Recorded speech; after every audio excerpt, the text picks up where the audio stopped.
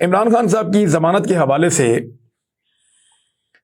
High court سے انہوں نے رجوع کیا تھا حفاظتی ضمانت کے لیے، لیکن ہائی کورٹ نے عمران خان صاحب کو کہا کہ وہ پیش ہو جائیں، وہ نہیں ہوئے تو یہ بھی کہا گیا کہ اب اسٹیچر پہ آ سکتے ہیں تو ویسے آ جائیں۔ وکلاء نے کہا کہ جی اس سے پہلے بھی ایسی مثالیں موجود ہیں کہ گھر میں موجود ہیں لوگ اور ان کو ضمانت مل گئی، تو عمران خان کی ہم نے آپ کو میڈیکل سرٹیفکیٹ دیا، اس کے مطابق ضمانت دے دی جائے۔ تو عدالت نے آج صبح تک کے لیے اس کو ملتوی کر دیا تھا درخواست کو، دیکھیں آج کیا ہوتا ہے۔ اور سماعت جو ہے صبح تک کے لیے ملتوی ہے، اور صبح دوبارہ یہ لگے گا کیس، ہو سکتا ہے عمران خان کو پیش ہونا پڑے۔ لیکن اب تک جو میری بات ہوئی ہے اس کے مطابق پاکستان تحریک انصاف کے لوگوں نے یہ فیصلہ کیا ہے کہ عمران خان صاحب اس حالت میں ہائی کورٹ کے اندر پیش ہونے نہیں جائیں گے، اور کوشش کی جائے گی کہ ویسے ہی ضمانت حاصل کی جائے۔ اگر ضمانت نہیں ملے گی تو پھر گرفتاری کی طرف جائے گا معاملہ۔ تو کیا عمران خان کو گرفتار کرنے کا رسک اس وقت اسٹیبلشمنٹ لے سکتی ہے؟ کیونکہ میں نے پہلے بھی آپ سے کہا کہ وہاں پہ لوگ بہت جذبات کے ساتھ موجود ہیں۔ اگر کوئی جانی مالی نقصان یا کوئی اس طرح کی چیز ہوتی ہے تو اس مرتبہ الزام صرف پولیٹیکل پارٹیز پہ نہیں آئے گا، الزام پاکستان کی اسٹیبلشمنٹ پر بھی آئے گا۔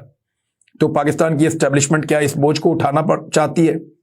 خاص طور پہ اس وقت اٹھانا چاہتی ہے جب پیٹرولیم مصنوعات کی قیمتیں آسمان سے باتیں کر رہی ہیں، جب پاکستان کی جو اکانومی ہے وہ زمین بوس ہو چکی ہے، جب حکومت اپنی پوری مقبولیت کھو چکی ہے اور بوجھ اسٹیبلشمنٹ کے اوپر پڑا ہوا ہے۔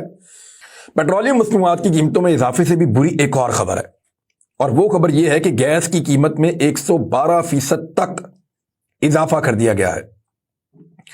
یہ اوگرا نے گیس کی قیمت میں 112% تک کا اضافہ کر دیا ہے، اور یہ بتایا گیا ہے کہ اب یہ 4 سلیبز بنائے گئے ہیں، اور جو بہت تھوڑی سی گیس استعمال کرتے ہیں، منیمل سی، جو لوگ چائے شاہی پکاتے ہیں، ان کے لیے کوئی تھوڑا سا انہوں نے رکھا ہوا ہے مارجن۔ باقی جو لوگ ہیں ان کے لیے گیس کی قیمتوں میں بہت اضافہ ہو گیا ہے۔ مثال کے طور پہ اگر آپ کو 5,000 روپے بل آتا تھا گیس کا، تو یہ آپ کو اب 10,000 روپے بھی آ سکتا ہے، یا اس سے زیادہ بھی آ سکتا ہے، کیونکہ 112% تک کا اضافہ ہوا ہے گیس کی قیمتوں میں، اور یہ انتہائی افسوسناک ہے۔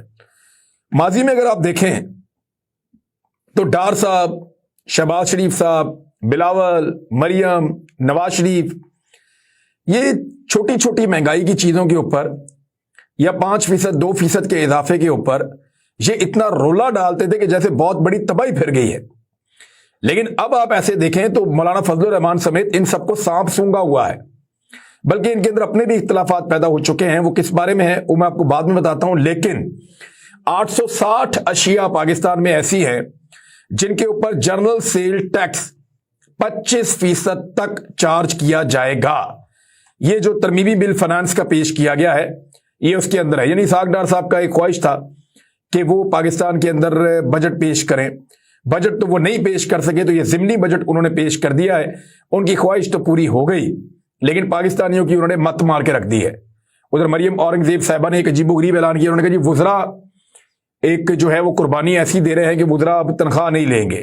میں وہ ایز اٹ از آپ کو پڑھ کے سنا دیتا ہوں جو مریم اورنگزیب صاحبہ نے کہا ہے، تاکہ آپ کو آئیڈیا ہو جائے کہ کتنی بڑی قربانی وزراء دے رہے ہیں۔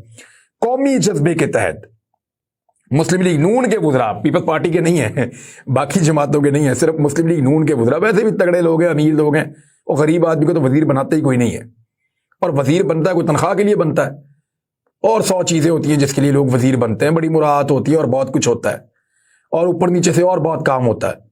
بہرحال قومی جذبے کے تحت مسلم لیگ نون کے وزراء بغیر تنخواہ کے کام کریں گے، وزیر اطلاعات مریم اورنگزیب صاحبہ نے کہا ہے۔ تو مریم اورنگزیب صاحبہ، آپ لوگوں سے گزارش ہے کہ آپ لوگ اپنی تنخواہ ڈبل کر لیں، بلکہ آپ لوگ اپنی تنخواہ 3 گنا کر لیں، پیٹرول واپس سستا کر دیں قوم کا۔ آپ اپنی تنخواہ 4 گنا کر لیں، پیٹرول، گیس، آٹا، چینی، دالیں، گھی اور وہ تمام چیزیں جو آپ نے مہنگی کی ہیں وہ واپس انہی قیمتوں پہ لے آئیں جن قیمتوں پہ وہ رجیم چینج آپریشن سے پہلے تھی۔ آپ 4 گنا تنخواہ لے لیں۔ آپ کی تنخواہ سے، چند لوگوں کی تنخواہ سے، کوئی 40، 50، 60 لوگوں کی تنخواہ سے کوئی اس قوم کو فرق نہیں پڑے گا۔ فرق قوم کو کب پڑے گا؟ قوم کو فرق تب پڑے گا جب آپ وہ چیزیں سستی کریں گے جنہیں وہ روز مرہ کے استعمال کے لیے خریدتے ہیں۔ پیپلز پارٹی نے جو حکمران اتحاد ہے اس کو ایک بڑے امتحان میں ڈال دیا ہے، کیونکہ اے این پی اور جو ایم کیو ایم ہے وہ چپ کر کے الیکشن لڑنا چاہتے ہیں پاکستان تحریک انصاف کے خلاف ان 33 نشستوں پہ جو مارچ میں ہونے جا رہا ہے. وہ چاہتے ہیں کہ وہ یہ الیکشن لڑیں، لیکن پیپلز پارٹی کہتی ہے کہ ہم سندھ میں ایم کیو ایم کے لیے اور خیبر پختونخوا میں اے این پی کے لیے میدان کھلا نہیں چھوڑنا چاہتے، کیونکہ یہ لوگ حکومتی اتحادی ہیں اور اے این پی تو پی ڈی ایم کا حصہ ہے، لہذا یہ انتخاب میں نہ جائیں اور یہ اس انتخاب کا ویسے ہی بائیکاٹ کریں جیسے peoples party, P M L N, Fazl ur Rehman اور باقی جماعتیں کر رہی ہیں. یہ اسی طرح اس کا بائیکاٹ کریں. اگر یہ بائیکاٹ نہیں کریں گے تو پھر ہم کیسے خالی چھوڑ دیں ان نشستوں کو؟ تو اب یہ ایک اور امتحان پیدا ہو گیا، اور یہ آنے والے دنوں میں انہوں نے یاد رکھیے گا آپس میں لڑنا بھی ہے، اور خاصی لڑائی ان لوگوں کو آپس میں کرنی ہے، کیونکہ انہوں نے سیاست ایک دوسرے کے خلاف کرنی ہے، اور یہ ہمیشہ سے ایک دوسرے کے خلاف تھے، آئندہ بھی انہیں ایک دوسرے کے خلاف ہی رہنا ہے. اب یہ جو پیٹرول کی قیمت بڑھائی گئی ہے، اس پہ کوشش یہ کی جائے گی کہ توجہ ہٹانے کے لیے کوئی پولیس لگائی جائے، کوئی تھوڑا سا معاملہ اٹھایا جائے، کوئی کہا جائے کہ عمران خان کو گرفتار کیا جائے گا، کبھی کسی اور کو گرفتار کرنے کی کوشش کی جائے، کچھ چھاپے مارے جائیں. تو یہ حکومت اپنی ہر نااہلی کو، اپنے ہر نکمے پن کو چھپانے کے لیے کوئی نہ کوئی فاشسٹ ایکٹیویٹی کرتی ہے. مثال کے طور پہ جب عمران خان صاحب کے دور حکومت میں پیٹرول کی قیمت 127 روپے تھی تو اس وقت شہباز شریف صاحب نے ایک ٹویٹ کیا تھا. آج پیٹرول کی قیمت صرف 10 مہینے کے بعد، 10 مہینے کی حکومت ہے شہباز شریف کی، تو 10 مہینے کی شہباز شریف کی حکومت کے بعد آج پیٹرول کی قیمت 127 سے ڈبل اگر آپ کر لیں تو 254 بنتا ہے، اور اس کے اوپر بھی اگر آپ 18 روپے اور لگا دیں تو پھر بنتا ہے 272 روپے. تو دگنی سے زیادہ قیمت کر دی ہے. اور شہباز شریف صاحب نے اس وقت کیا کہا تھا جو آج خود وزیر اعظم ہے، ذرا میں آپ کو ان کا ٹویٹ پڑھ کے سناتا ہوں. پیٹرولیم مصنوعات کی قیمتوں میں نہ ختم ہونے والے اضافے اور مہنگائی کی شدید لہر نے عوام کا جینا دو بھر کر دیا ہے، اور اتنی بے حسی عوامی ووٹ کے بغیر اقتدار میں آنے والی حکومت ہی دکھا سکتی تھی، جو اقتدار کے نشے میں بالکل اندھی اور بہری ہو چکی ہے. میں نہیں کہہ رہا، شہباز شریف کہہ رہے ہیں. اب ذرا غور سے سنیے گا شہباز شریف اپنی حکومت کے بارے میں کیا کہہ رہے ہیں.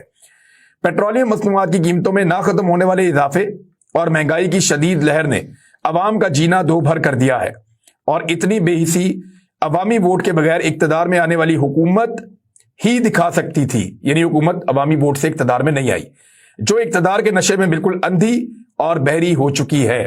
یہ کہا تھا انہوں نے اپنی حکومت کے بارے میں. ایگزیکٹلی شہباز شریف کی حکومت پہ پورا اترتا ہے.